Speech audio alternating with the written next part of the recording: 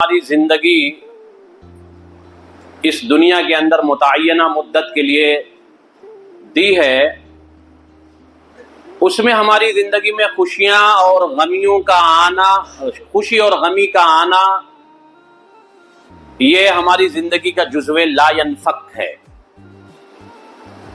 دکھ اور تکلیف کا سنگم نہ ہو تو انسانی زندگی اور زندگی کا مزہ ہی نہیں پا سکتا ہے، اور دکھ اور سکھ نہ ہو تو انسان اللہ کی نعمتوں کا اور اللہ کے وجود کا بھی کما حقہ وہ تسلیم بھی نہیں کر سکتا ہے۔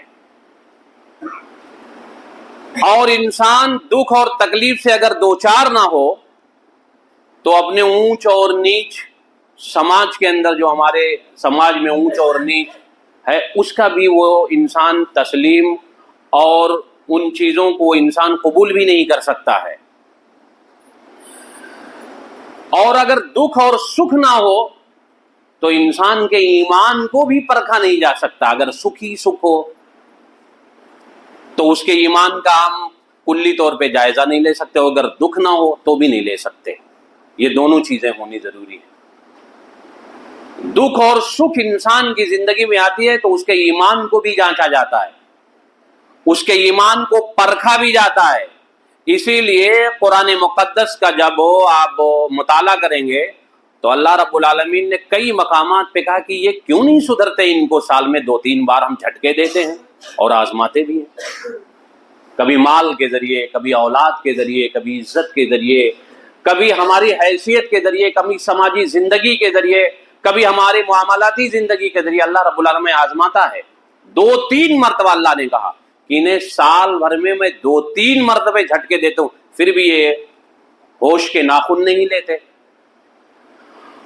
اور اللہ رب العالمین کبھی کبھی ہم جوان ہوتے ہیں اور پوری باڈی ہمارے ساتھ ہوتی ہے، ڈاکٹروں کے کہنے کے مطابق اللہ رب العالمین ہم جب صبح اٹھتے ہیں تو دیکھتے ہیں کہ کوئی نہ کوئی بیماری ہمیں اٹیک کر گئی۔ کبھی ہم اپنے جوان بیٹے کے اوپر امیدیں رکھے ہوتے ہیں کہ میرے بڑھاپے کا سہارا ہوگا، اللہ رب العالمین اس کی لاش کو میرے کندھے کا سہارا بنا دیتا ہے۔ کبھی کبھی ایسا ہوتا ہے کہ میرا مال تیار ہوتا ہے اور فصلوں کے اوپر میری امیدیں ہوتی ہیں کہ میرے بیٹے کا فیس جائے گا، یہ میں کر لوں گا، وہ کر لوں گا، اور وہ فصل آندھیوں اور طوفان کے حوالے ہو جاتی ہے۔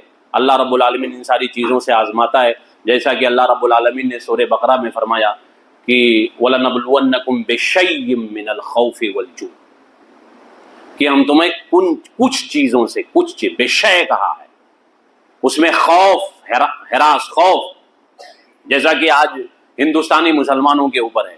میں نے ایک بار بتایا تھا کہ خوف سے نکلو اور خوشی اور مگن کی زندگی۔ نہ موت سے بڑھ کے کوئی موت ہے، نہ یہ 2 زندگی ہمیں اللہ رب العالمین دے سکتا دنیا میں۔ تو کبھی خوف سے، کبھی اللہ رب العالمین ہمارے مال سے، کبھی اولاد سے، کبھی ہماری زندگی ہی لے کے اللہ رب العالمین آزماتا ہے۔ تو اللہ رب العالمین نے فرمایا لائف میں وَبَشِّرِ الصَّابِرِينَ، صبر کرنے والوں کو بشارت دے دو۔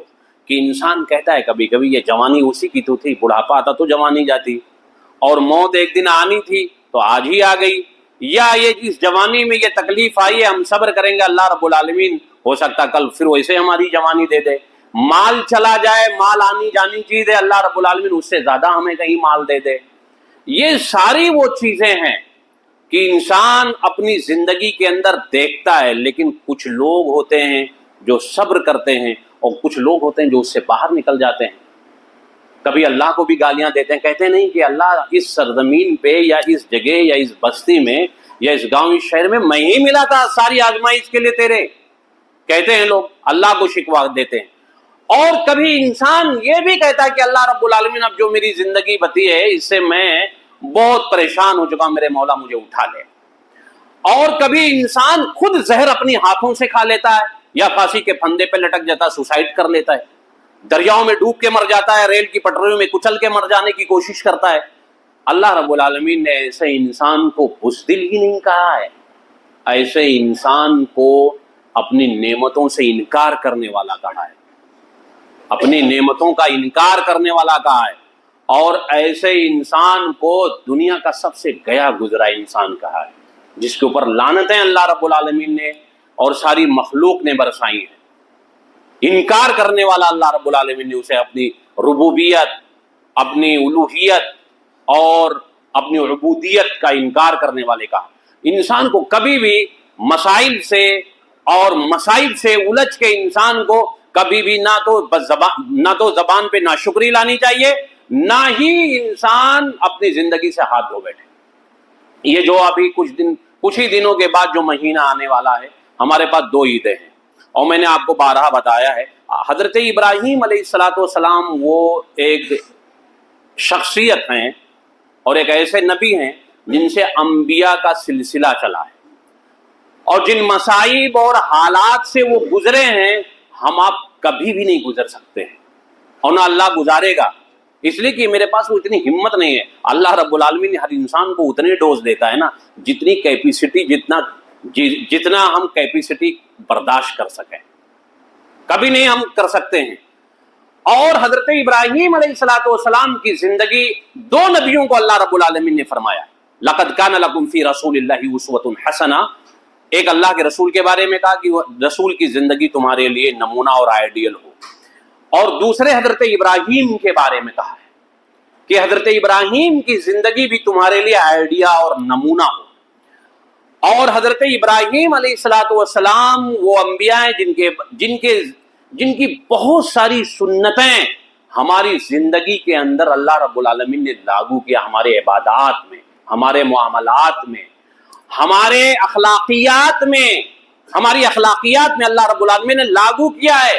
بلکہ عبادات میں کچھ چیزیں ایسی ہیں حضرت ابراہیم کی سنت کہ اگر ہم ان نہیں کریں گے وہ عبادت ہماری جان سے خالی ہو جائے گی. جیسے ددور ابراہیم ہے، اور یہ قربانی ابھی ہم کریں گے. قربانی کا جو اللہ رب العالمین نے ایک فکر دیا ہے اس امت کو، وہ حضرت ابراہیم کی زندگی سے ہے. یہ بکرے کی ایک شکل دے کے اللہ رب العالمین نے ہم سے بہت ساری قربانیاں طلب کی ہیں. انہی قربانیوں میں سے یہ 12 آپ کو بتایا گیا ہے. میں نے بتایا تھا حضرت ابراہیم کی 5 خصلتیں. آج ایک حضرت ابراہیم کی صفت میں آپ کے سامنے لے کر کے کھڑا ہوں. سورہ ہود کی 75 نمبر آیت، چھوٹی سی آیت ہے، آپ سنیں گے تو یاد بھی کر لیں گے. حضرت اللہ رب العالمین نے فرمایا ان ابراہیم لحلیم اواہ منیب. اتنے پہ یہ آیت ختم ہو گئی. اتنے میں 3 چیزوں کا ذکر کیا ہے. ان ابراہیم، یقین جہاں بھی انا عربی زبان میں داخل ہوتا ہے وہاں یقین کا معنی پیدا کرتا ہے.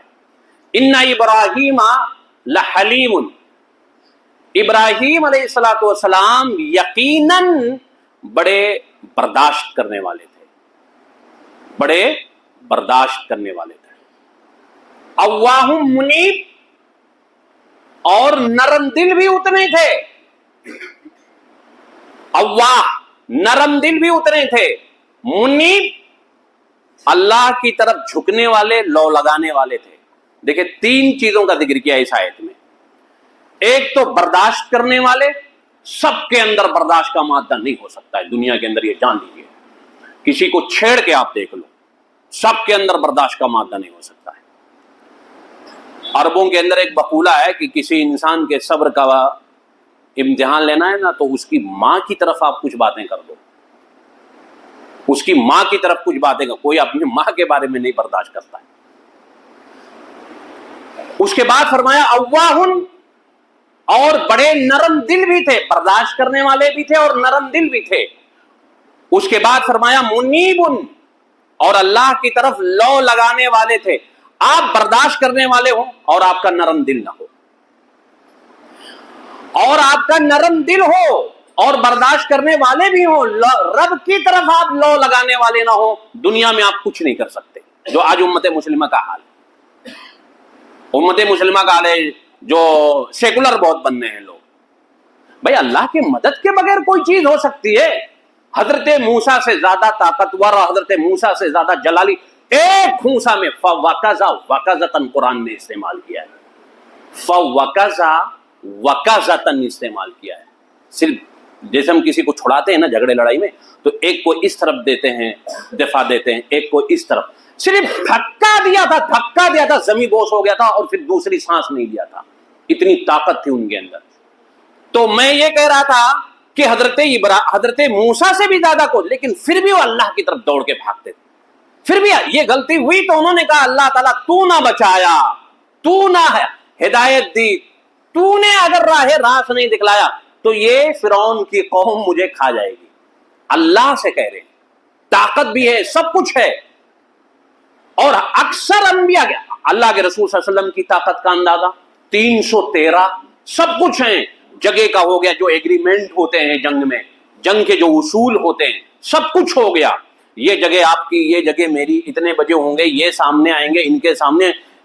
یہ دنیا کی پہلی جنگ رہی ہوگی کہ جو نامزد کہا گیا کہ ان کے مقابلے میں لڑیں گے، یہ لڑیں گے، ہم آپ سے نہیں لڑیں گے. اللہ کے رسول نے وہ بھی تسلیم کیا. لیکن پھر بھی رات ہوئی ہے، کل ہے، دونوں ٹیموں کا یا دونوں جماعتوں کا برسرے پیکار ہونا جنگ کے اندر، میدان کے اندر، آپ سجدے میں سر جھکاتے ہیں. دیکھیں، اللہ کی طرف جھکنا ہے، بغیر اللہ کے مدد کے آپ کچھ نہیں کر سکتے ہیں، یہ جان لیجیے. اس لیے دعا میں کبھی بھی کوئی بھی شامل، جب دعا کرو تو اللہ کرو اگر تیرا مدد شامل حال نہ رہا، تیری توفیق شامل حال نہ رہی، اگر دعا قبول بھی ہو گئی، لکھا بھی ہے، تو وہ دعا برکت سے بھی خالی ہوگی، یہ جان لیجیے. تو حضرت ابراہیم علیہ السلام انابت والے، اللہ کی طرف لو لگانے والے تھے. اب ہم آتے ہیں اپنی بات کی طرف. بڑے برداشت کرنے والے تھے. ہم آپ اپنے گریبان میں منہ ڈال کے سوچیں کہ ہمارے اندر برداشت کا مادہ کتنا ہے. اپنے گریبان میں منہ ڈال کے سوچیں. ہم چند چیزوں کی طرف، سماجی زندگی کی طرف ہم آپ اشارہ کرنے کی کوشش کریں گے.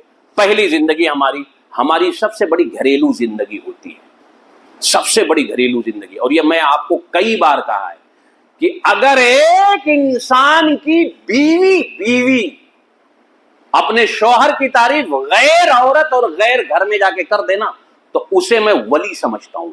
یہ میری پرسنل بات، میں اسے ولی سمجھتا ہوں. اور ہر کسی کے ایک دوسرے کے گھروں کے اندر سمپرک ہوتے ہیں، ریلیٹ ہوتے ہیں، بات کرنی چاہیے. اور ہم گھر میں مجاہد بنتے ہیں، سب سے بڑے مجاہد گھر میں بنتے ہیں. بات بات پہ گالی دینا، بات بات پہ مار دینا، بات بات پہ ماں کا، بیوی کا سارے میکے والوں کی طرف چلے جانا، میکے کو اکھاڑ لانا قبرستان سے، بات بات پہ اس کی عزت لے لینا.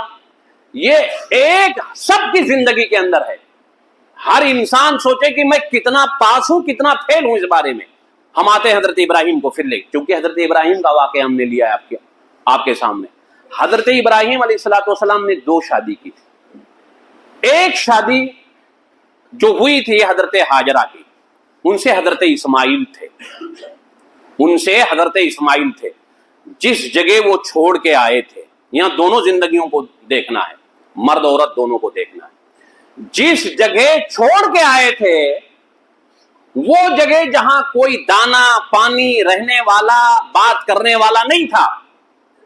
اب حضرت ابراہیم نے تو پہلے موڈ بنایا ہوگا نا کہ یوں لے کے گئے ہوں گے، چھوڑ دیے ہوں گے. ایسا نہیں ہوتا ہے. دیکھیں، دلیل کے اندر اگر کوئی چیز آپ کو دلیل دی گئی ہے، اس میں وہ بات نہیں ملی ہے، یا اصول اچھا یہ بات میں آپ کو زیادہ بتا دوں. آج اصول اور اصول فقہ نہ جاننے کی وجہ سے یہ زیادہ تر امت گمراہ ہے. ہر کوئی مفتی بنا ہوا ہے. جیسے ان کے سامنے اصول رکھ دو نا، پیجامے خراب ہو جاتے ہیں ان کے. جیسے اصول رکھو فٹ سے کہ اصول تو یہ کہہ رہا ہے، اشارت النفس. مثال کے طور پہ ہم وضو کر رہے ہیں، اب آپ وقت داخل ہے نماز کا، وہ ظہر کے وقت بیٹھے ہم وضو کر رہے ہیں وضو خانے میں. اب ہم وضو کر رہے ہیں، آپ پوچھ رہے ہیں کون سی نماز کا. میں کہوں گا کہ آپ جانتے ہیں کون سی نماز، لیکن اشارت النفس یہ بھی دلالت کرتی ہے کہ مجھے نکلنا ہے تو میں اثر بھی جمع کر لوں گا. اشارہ، اس وضو سے اشارہ. اب اگر میں نے آپ کو نہیں بتایا، آپ نماز پڑھتے ہوئے مجھے دیکھ لیے ہیں ظہر کی، اور پھر دوسری نماز پڑھیں تو آپ مجھ سے پوچھیں گے، تو وہ اشارہ میں نے اپنی طرف رکھا تھا. اس کو کہتے ہیں اشارت النفس. نفس کسی چیز کی طرف اشارہ کرتا ہے، وہ بھی ہمارے لیے دلیل ہوتی ہے. تو وہ آپ نے پوچھا تھا، آپ کے لیے دلیل بنے گی. تو حضرت ابراہیم علیہ السلام اپنی بیوی کو جب بیاب ہو گیا میدان میں لے کے گئے تھے، تو یہ اشارہ ہے. اگر واقعات نہیں بتا رہے ہیں ہمیں، لیکن ہیں واقعات میں، ہماری رسائی وہاں تک نہیں ہے، تو یہ بتا رہے ہیں کہ انہوں نے ذہن بنایا ہوگا کہ دیکھیے آپ ایک شہر سے جا رہی ہو، یہاں بات کرنے والے لوگ ہیں، یہاں آپ کے دکھ درد میں رہنے والے لوگ ہیں، یہاں آپ کے ساتھ ہنسی اور خوشی بتانے والے لوگ ہیں. آپ ایسی جگہ جا رہے ہو جہاں کوئی نہیں ہوگا. کیا آپ راضی ہو؟ کیا آپ راضی ہیں؟ اس اشارۃ النص میں پھر یہ بھی ہو گیا کہ جب آدمی بات کرتا ہے تو وہاں سوالیہ جملے میں جواب ہوتا ہے. کیا آپ راضی ہیں کہ نہیں راضی ہیں؟ یہ سب قرآن و حدیث سے ملتا ہے. اب انہوں نے ہاں کہا، نہ نہیں کہا، اس لیے خوشی بخوشی چلی گئی ہیں. ان سارے واقعات کو ایک جملہ سمیٹ دیتا ہے. جب حضرت ہاجرہ نے کہا کہ آپ ہمیں کس کے سہارے چھوڑ کے جا رہے ہو، تو انہوں نے کہا اللہ کے. کہا اللہ نے کہا ہے، کہا اللہ نے کہا ہے. تو حضرت ابراہیم نے اتنے کہا ہاں. تو حضرت ہاجرہ نے کیا کہا؟ کہا تب وہ مجھے ضائع نہیں کرے گا. دیکھیے کسی چیز کے لیے ہماری زندگی کے اندر آپ بکرے لانے کی طاقت نہیں رکھتے ہو نا. بیوی پڑوسن سے متاثر ہوگی کہ ہم ان کے گھر میں خوشی ہے، ان کے بچے بکرے لے آئیں. آپ پہلے ذہن سازی کرو، گالی نہ دے دو میرے جیب میں پیسے نہیں ہیں، ابھی عید منایا ہوں، ابھی تیرے بہن کی شادی ہے، تیرے بھائی کی شادی ہے، تو بکرے لانے کے لیے کہہ رہی ہے. ذہن بنائیے. حضرت ابراہیم نے ذہن بنایا. ابراہیم کی زندگی، اس لیے کہا کہ ابراہیم کی زندگی تمہارے لیے نمونہ ہے. اب اسی سے نکالو. بچوں کا کپڑا آپ نے دلایا تھا عید میں، نہیں دلاؤ گے بھائی، عورت جذباتی ہو جائے گی. آپ موڈ بنائیے اس کا، آپ اسے متاثر کیجئے. حضرت ابراہیم نے متاثر کیا ہے، ایسے نہیں زبان درازی کر جائیے. یہ حضرت ابراہیم کی زندگی جو ہمارے گھروں کے اندر آگ لگا ہوا ہے، ہمارے گھروں کے اندر بند ہے. ایک عورت کہتی ہے کہ ماں باپ کی عزت لے کر کے میں تمہارے گھر میں بیٹھی ہوں، ورنہ آج تمہیں چھوڑ کے چلی جاتی. دیکھیے دو جملے بول رہی ہے، ماں باپ کی عزت ورنہ چھوڑ کے چلی جاتی. اور تیسرا جملہ بھی استعمال کرتی ہے، ان بچوں کی محبت بچے اگر ہو جاتے ہیں تو. اور ہم کیسے گالی اور گلوچ دیتے ہیں اپنی عورتوں کو، اور ہم مسلمان بن جاتے ہیں اور پھر کہتے ہیں ہم ابراہیمی سنت ادا کرنے جا رہے ہیں. پھر ہم کہتے ہیں کہ ہم اللہ کے رسول کے اسوے پہ زندگی گزار رہے ہیں، جس کو صنف نازک اللہ نے کہا ہے. بدتمیزیاں کرتے ہیں. ہر انسان کو پوچھنا چاہیے، چپکے سے پوچھنا چاہیے کہ مولوی صاحب کی عورت کیسی کتنی خوش ہے. پوچھنا چاہیے. میں یہ کہتا ہوں ہر جگہ، میں یہ کہتا ہوں کہ پوچھنا چاہیے سب کو فلاں کی. اور سب کو نمونہ بھی نہیں بنانا چاہیے. اگر ایک گندا ہے تو سب کو گندا بھی نہیں سمجھنا چاہیے. یہ بات بھی جان لیجیے، یہ بات بھی جان لیجیے آپ. دوسری، حضرت ابراہیم علیہ الصلوۃ والسلام برداشت والے تھے. باپ نے کہا کہ اگر میری نہیں مانو گے تو، قصہ مختصر، تو بادشاہ سے مل کے تم کو ملک سے نکلوا دیں گے. اور آپ نے سنا ہوگا جلانے کی واقعات بہت سارے اس میں ہیں. حضرت ابراہیم علیہ الصلوۃ والسلام نے باپ سے کیا کہا؟ انی راہب الی ربی، میں اپنے رب کی طرف اب نکلنے والا ہوں.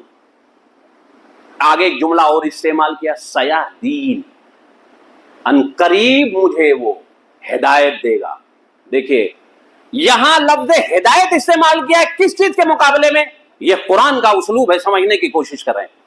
باپ نے کہا تھا میرے کفر کی طرف لوٹ آؤ، تو انہوں نے کہا رب مجھے ہدایت دے گا. اب آگے لفظ استعمال قرآن جب پڑھیں گے تو وہاں صبر پھر استعمال کیا ہے. پوری بات کہ میں اللہ کی طرف جا رہا ہوں، میں تمہارے یہاں نہیں رہنے والا، میں تمہارے بیچ نہیں رہنے والا. لیکن باپ سے جھگڑا نہیں کیا. باپ بوڑھا ہے نا، بیٹا جوان ہے. باپ غلط بات کی طرف اشارہ کر رہا ہے یا آمادہ کر رہا ہے، بیٹا جوان غلط بات کو نہیں مان رہا ہے لیکن ادب کے ساتھ جواب دے رہا ہے. کیا ہمارا سماج ایسے؟ ہمارے اندر، آپ کے اندر کبھی انبن ہوتی ہے اور بات چیت ہوتی ہے، ہمارے ایسے ہوتے ہیں. مسجد کو ہم بازار بنا دیتے ہیں. معاف کیجئے گا، ہم یہاں کی بات نہیں کر رہے ہیں بھائی، ہم مہینے میں ایک بار آتے ہیں، کوئی اپنے دل پہ نہ لے. مسجد کو بازار لوگ بنا دیتے ہیں. بوڑھا باپ ہے، کیا کہہ رہے ہیں کہ ابا جان اب میں اپنے رب کی طرف نکلنے والا ہوں. یہ سب باتیں نہیں کہہ رہے ہیں. آپ کیا ہو، آپ کا سماج کیسا ہے، آپ کیسے ہیں، میں کہاں ہوں، میں کس پوسٹ پہ ہوں، مجھے کیا پوسٹ ملنے والا. ابھی نبی نہیں بنائے گئے ہیں، مجھے میں کس پوسٹ پہ جانے والا ہوں، یہ سب نہیں کہہ رہے ہیں. بھائی آپ خوش رہیں ابا جان، آپ خوش رہیں. پھر جب قرآن پڑھیں گے، یہ قرآن سے میں کہیں نکل نہیں رہا ہوں نا، حدیث کا سہارا لو. پھر جب قرآن پڑھیں گے وہیں تو وہ کہہ رہے ہیں میں اللہ سے دعا بھی کروں گا کہ اللہ آپ کو بھی ہدایت دے. آپ کے لیے میں اللہ سے دعا بھی کروں گا. برداشت کا مادہ دیکھیے, صبر دیکھیے. اگر آپ کے اندر چھمتا نہیں ہے, صبر نہیں ہے, موقع شناس نہیں ہے, آپ کچھ نہیں کر سکتے, چاہے جتنے بڑے دنیا کے اور قوم کے اپنے دانشور بنے پھرو. آپ یہ چیزیں آپ کے اندر نہیں ہیں. اللہ نے 90 مقامات پہ قرآن میں صبر کا تذکرہ کیا ہے جناب, 90 مقامات پہ. اور علماء نے لکھا ہے کہ صبر جسم میں ایسے ہے جیسے میرا سر. اور حضرت عمر نے کہا تھا الصبر ضیاء, صبر روشنی ہے. اس لیے صبر کی علماء نے 3 قسمیں کی. الصبر علی الطاعہ, اطاعت پہ صبر. دنیا ایک طرف آپ کو جھکانے کی کوشش کرے, دنیا آپ کو غلطیوں پہ مجبور کرے, دنیا آپ کو ابھارے کسی چیز پہ کہ آپ غلطی کر جائیں, اس اطاعت پہ آپ صبر کر جائیں. یہ صبر کا اعلیٰ قسم کا درجہ ہے, یہ اعلیٰ قسم کا صبر ہے. ہم کہاں کر پاتے ہیں سماجی زندگی میں, کہاں اپنے باپ کی زندگی میں کر پا جاتے ہیں, کہاں معاملاتی زندگی میں کر پاتے ہیں, نہیں کر پاتے ہیں. یہ ہماری زندگی, اور ہم کہتے ہیں بڑے اچھے ہیں. صبر کسے کہتے ہیں؟ صبر کا معنی یہ نہیں ہے کہ ایک کمزور نے مجھے مار دیا اور میں نے کہا میں نے صبر کر لیا. سمجھ لیں, یہ صبر نہیں ہے, یہ صبر نہیں ہے. ہم نے اسے معاف کر دیا, اس لیے کہ وہ ایک تماشا مارا تھا, میں 2 مار سکتا تھا کہ نہیں. صبر اسے کہتے ہیں کہ آپ مد مقابل ہو, صبر کی تعریفیں پڑھیں, اور آپ کو کوئی کچھ کہہ دے اور پھر وہاں آپ اپنے غصے کو, اپنے جذبات کو اور اپنی ساری چیزوں کو جو برانگیختہ کرتے ہیں اسے پی جائیں, اسے صبر کہتے ہیں, اسے صبر کہتے ہیں. اور جو ہندوستانی مسلمان اس وقت اور لیڈران صبر کر رہے ہیں, وہ پھر سننا اسے کیا کہتے ہیں.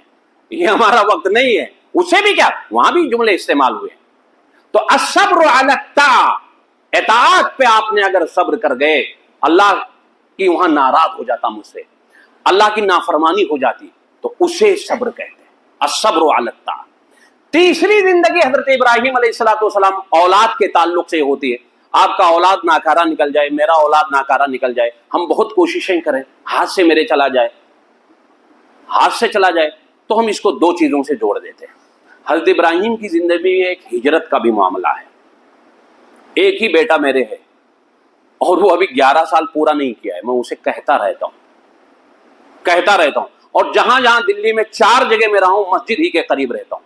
چاہے کرائے پہ رہا تو کرایہ زیادہ دے کے رہتا ہوں, یا خریدا بھی ہوں تو زیادہ دے کے خریدا ہوں کہ میں مسجد سے قریب رہوں, کہ بچے وہاں آتے جاتے رہیں. میں ان کو یہ 4 جگہ رہا, ایک ہی بات کہتا ہوں, جس سماج کو تم پسند نہیں کرنا اور جس انسان کو تم پسند نہیں کرنا, میرے بیٹے ایک لفظ استعمال ہوتا ہے ریفیوجی تمہارے کتابوں میں, ہجرت, وہ جگہ چھوڑ دینا. یہ ابراہیم کی سنت ہے. ورنہ اگر تم بگڑ گئے ماحول سے, سماج سے, دوستوں سے, پڑوسی سے, تو تم پھر سدھر نہیں سکتے ہو, تمہاری زندگی برباد ہو جائے گی. یہ جان لو. دوست کسے بنانا ہے آپ کو, کسے نہیں بنانا ہے, آپ یہ نہیں طے کرو گے, آپ نہیں طے کریں گے. قرآن و حدیث نے جو طے کیا ہے وہ طے کرو گے.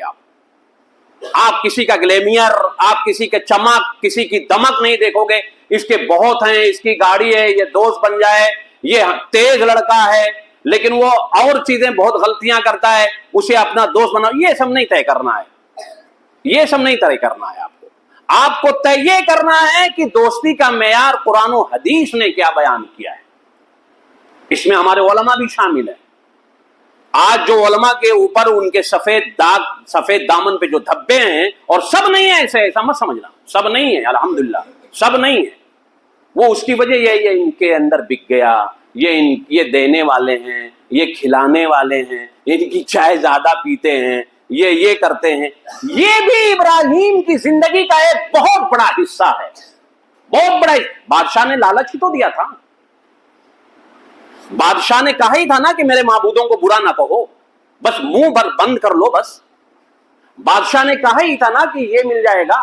اور بادشاہ کے ساتھ ساتھ باپ بھی کہتا تھا کہ باپ کہا تھا کہ میرے بیٹے, میں یہ جو پروڈکٹ تیار کرتا ہوں صرف ملک کے ہی لیے نہیں، یہ وزراء اور بادشاہوں کے درباروں میں رکھے جاتے ہیں، اور میرے مرنے کے بعد تم اس فیکٹری کے مالک ہو جاؤ گے جو اسٹیچو باپ بناتا تھا، مورت۔ یہ وزیروں کے گھروں میں جاتے ہیں، عام آدمی نہیں خریدتے ہیں میرے بیٹے۔ حضرت ابراہیم نے کتنی سنجیدگی سے کہا ہوگا کہ تم اپنے رب کے ساتھ خوش رہو، میں اپنے رب کے ساتھ خوش رہوں، کتنی سنجیدگی سے کہا ہوگا۔ وہ جملہ یاد کرو، اور جب کبھی احساس کی دنیا میں ڈوبو، تصورات میں، کہ کیسے کہا ہوگا۔ لالچ کتنی بری شے ہے، لالچ کتنی بری شے ہے۔ وہاں بھی صبر ہے، وہ صبر کی دوسرے قسم میں لے کر کے آتا، لیکن وقت نہیں ہے۔ تو دو چیزیں یہاں میں نے بیان کیا کہ ایک تو اولاد کی تربیت میں حضرت ابراہیم کی زندگی کو ضرور تھا۔ کوئی ایسا نہیں آپ کو ملے گا، سارے انبیاء کی خصوصیتیں الگ الگ ہیں، لیکن جو حضرت ابراہیم علیہ الصلوۃ والسلام نے اپنے بیٹے کے لیے، ہم لوگ جو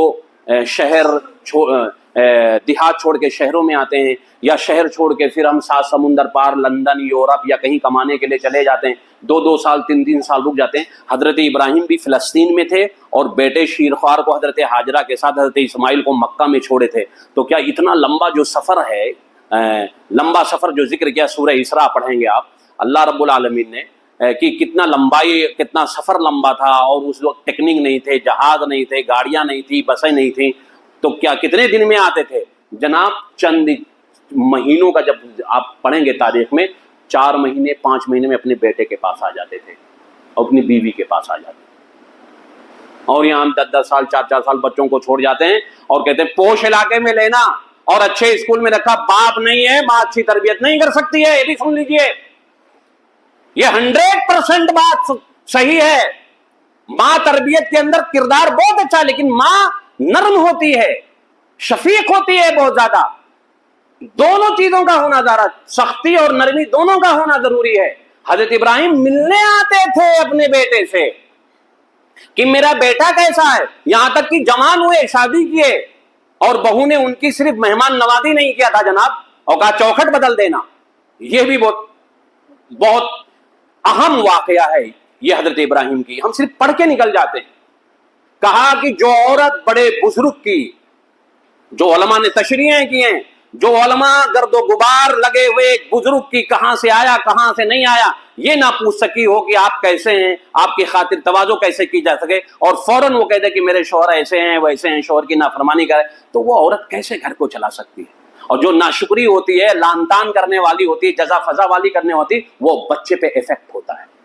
اسی لیے آج کی میڈیکل سائنس بھی کہتی ہے، ڈاکٹر حکیم طارق چغتائی کی کتاب میں آتے ہوئے ڈاؤن لوڈ کر رہا تھا، وہ ہو ہی نہیں رہا تھا، تو لیکن میں پڑھ رکھا تھا اس کو کہ بچہ جب پیٹ میں ہو تو ماں کو خوشیاں ہی خوشیاں دو، اسے برائی مت دو، ریفلیکشن پڑتا ہے اس کے پیٹ میں۔ نہ گندی بات کہو، نہ گندی جگہ لے جاؤ، نہ برا سوچے، نہ اسے غم دو، نہ اسے دکھ دو۔ اگر یہ سب چیزوں سے دور رہے گا، نہیں رہی تو بچے پہ بھی افیکٹ پڑ سکتا ہے۔ وہ ززا فضا کر دی تھی بہو، حضرت ابراہیم نے فوراً چلتے ہوئے کہا کہ کہنا سلام کہہ دینا اپنے شوہر سے، کہنا ایک بزرگ آیا تھا اور اس نے کہا ہے کہ چوکھٹ بدل دو، اتنے سے جملہ کہا، زیادہ بات نہیں کہا۔ انبیاء کی باتوں میں گہرائی ہوتی ہے، گہرائی۔ اتنی سی بات کہہ کر کے وہ روانہ ہو گئے، پھر چلے گئے۔ تو ہجرت ایک ایسی چیز ہے، انہوں نے جو اپنے بچوں کو لے کر کے جس سماج سے نکلے تھے، دیکھیے وہ اسی سماج میں رہ سکتے تھے، وہ نہیں مانے تھے معبود نے باطلا کی بات، نہ اپنے ابا کی بات مانے تھے جناب، نہیں مانے تھے، لیکن ہم کہتے ہیں کچھ نہیں ہوتا ہے نا، کہتے ہیں یہ پوش علاقہ، کچھ نہیں ہوتا ہے، ذرا پوش علاقے میں رہ کے دیکھو بچوں پہ کیسے اثر پڑتا ہے۔ کیوں بے آب و گیا میدان میں گئے تھے، کیوں گئے تھے؟ یہ اشارہ ہے اچھے لوگوں کو، اچھی جگہوں کو، اچھی سوسائٹیوں کو کا انتخاب کرو اگر اللہ نے دیا ہے، تب وہاں گئے تھے۔ اور پھر جب چلے بھی گئے، آج بہت سارے ایسے لوگ ہیں الحمدللہ کہ جو ایسے سوسائٹی میں رہ سکتے ہیں، لیکن ہمارے علاقے دیکھ لو، ہمارے علاقوں میں رہنے والوں کی دیکھ لو، وہ خصلتیں دیکھ لو، گلیوں کی کشادگی دیکھ لو کہ ہاتھ ہماری عورت بڑھا دے، آپ کی عورت بڑھا دے تو سالن لے لے۔ پھر بے حیائیاں بھی تو چھلکتی ہیں انہی ہاتھوں اور انہی آنکھوں سے۔ یہ ہے کہ نہیں؟ دیکھیے میں کبھی بھی کوئی بھی قرآن کی آیت سماج سے اتنا جوڑ دو جتنا اللہ نے چاہا ہے، جتنا اللہ نے، کیوں اللہ نے کہا ہے لیدبروا لیتفقہوا، تدبر، اس میں تفقہ حاصل کرو، تدبر حاصل کرو، کیوں قرآن کے بارے میں اللہ نے کہا؟ ایسے سماج سے نکل جانا چاہیے۔ بہت سارے ایسے لوگ ہیں غیر مسلم جنہیں میں جانتا ہوں کہ بہت اچھا کماتے ہیں اور ان کی سوسائٹیاں ہیں اور ان سوسائٹیوں میں رہنے والے اچھے نہیں لوگ ہیں، وہ کرائے پہ دور چلے جاتے ہیں رہنے کے لیے کہ میں اپنے بزنس کو متاثر نہیں کروں گا، اپنے بچے کے لیے میں چاہے وہ سوسائٹی کے لوگ اچھے نہیں، میرے خاندان کے لوگ نہیں اچھے ہیں، میری برادری کے لوگ اچھے نہیں ہیں، اس لیے میں فلاں جگہ اپنے بچوں کے لیے رہ رہا ہوں۔ حضرت ابراہیم گئے تھے نا کہ بیوی پہ اثر نہ پڑے اور جو بچہ پیدا ہوا ہے شیرخوار اسماعیل، اس پہ کہیں اثر نہ پڑ جائے، یہ سماج اثر نہ کہیں ڈال دے، پھر یہ پیڑ سوکھ جائے گا، سیدھا کروں گا تو یہ ٹوٹ جائے گا۔ ابھی یہ نرم ڈالی ہے، ابھی یہ نرم شاخ ہے، یہ ابراہیم کی زندگی۔ تو حضرت ابراہیم کو وہ صلہ بھی ملا، دوڑنے اور بھاگنے کے لائق ہوئے۔ یہ پھر سننا آپ کبھی، دوڑنے بھاگنے کے لائق ہوئے تو آزمایا اللہ نے، آزمائشیں آئی، دیکھے بردبار بھی ہیں اور برداشت کرنے والے، تو کہا کہ بیٹے کو زبر کر دو، تو بیٹے نے اتنے کہا، کیا کہا؟ دیکھیں باپ نے کیسے تربیت کی تھی، کہا کہ ابا جان جو کہا ہے نا آپ کے رب نے، 90 برس کے تھے تو بیٹا دیا تھا، 80 برس کے تھے تو بیٹا دیا، 13-14 برس کے ہوئے تھے، فلما بلغ معه السعی، قرآن نے کہا دوڑنے بھاگنے کا 13 برس اور 93-94 برس کے ہوئے، جو تفسیروں میں ملتا ہے۔ اب 93 برس کا آدمی اگر کوئی بات آپ کہہ دو نا کہ اب اپنے لڑکے سے کہ بیٹا 5 بکرے تم لاؤ گے نا، ایک بکرا پڑوسی کو دے، تو بیٹا کہے گا کہ آپ کھسیا گئے ہو، یہی کہے گا۔ آپ کی عمر چلی گئی ابا، آپ کہہ کے دیکھو کسی کو کہ یہ کام کر دو، ارے آپ کی عمر نہیں ہے یہ لائق بات کہنے کی، آپ نہیں سمجھ پا رہے ہیں، 55 کے بعد بچپن شروع ہو گیا۔ کہہ سکتے تھے حضرت اسماعیل، لیکن نہیں کہا کہ آپ کو آپ کے رب نے جو کہا ہے کر گزریے، انشاءاللہ من الصابرین، آپ صبر کرنے والوں میں سے پائیں گے۔ یہ نہیں کہا کہ مجھے آپ صابر پاؤ گے، جن جن لوگوں نے صبر کیا ہے ابا بھی وہاں مراد ہو گئے، یہ جملہ سمجھو آپ، یہ قرآن کا تدبر ہے۔ صابر صرف کہہ سکتا تھا قرآن، اور عربی گرامر بھی نہیں غلط ہوتا جناب، نہیں غلط ہوتا، لیکن من الصابرین کہا کہ آپ صبر کرنے والوں میں سے پائیں گے مجھے۔ ابا جس طرح آپ نے پوری جوانی صبر میں گزاری ہے، بیٹا بھی ایسے پاؤ گے آپ بیٹا بھی ایسے پائیں گے۔ کیا بیٹے نے جواب دیا؟ یہ سب کچھ نہیں کہا کہ آپ کے میں لاٹھی ہوں بڑھاپے کا، کوئی نہیں ہے آپ کے علاوہ، کوئی سہارا نہیں ہے، 93 برس کے ہو گئے ہو، یہ کیا کر رہے ہو؟ امی کو کہاں چھوڑ دیا تھا، پھر آپ چلے جاتے تھے، 4-5 مہینے میں آتے تھے، امی کی زندگی کی امنگیں کچھ اور تھی میرے جوانی کے لیے، امی نے کیا کیا سوچا ہوگا، کیا کیا سپنے بسائے ہوں گے میرے تعلق، یہ سب نہ کہتے ہوئے کہا جو آپ کے رب نے کہا ہے آپ گزریے، کر گزریے، ہمت باندھیے، اور اس میں مجھے صبر کرنے والوں میں سے پاؤ گے آپ۔ یہ قرآن کی آیت ہے۔ تو ابراہیم کی زندگی ہمارے لیے نمونہ ہونا ہے۔ ابراہیم کی زندگی کو بہت پڑھ، کم سے کم جب بھی کوئی سیزن آئے تو ان کو پڑھنا چاہیے۔ وہ واقعات، جعلیات واقعات سے دکھ، صرف قرآن کا مطالعہ کرو، صرف قرآن کا، اور قرآن کا ترجمہ جو انسان جس مسلک کا ہو، میں کہتا ہوں پڑھنا چاہیے۔ قرآن کو پڑھیے، آپ بریلوی ہیں بریلوی ترجمہ پڑھو، آپ حنفی ہیں اشرف علی تھانوی کا پڑھو، آپ جماعت اسلامی اخوانی لیکچرار ہیں تو آپ مودودی کے ترجمے پڑھیے، جس کے بھی پڑھیے، لیکن پڑھیے ضرور، ترجمہ پڑھیے۔ آپ اہل حدیث ہیں، اہل حدیث کا پڑھیے، ترجمے میں بہت کم ہیرا پھیری ہے، لیکن پڑھیے ضرور، اور غور کیجئے، تدبر اور تفکر کیجئے کہ انبیاء کی زندگی کیا ہوتی ہے، حضرت ابراہیم کی زندگی کیا تھی۔ اللہ سے دعا ہے میرے مالک تم تمام لوگوں کو اچھی باتوں پر عمل کرنے کی توفیق عطا فرما، جب تک دنیا میں زندہ رکھ ایمان پہ رکھ، اسلام پہ رکھ، جب ہمارا خاتمہ ہو تو ایمان اسلام پہ۔ وآخر دعوانا الحمدللہ رب العالمین۔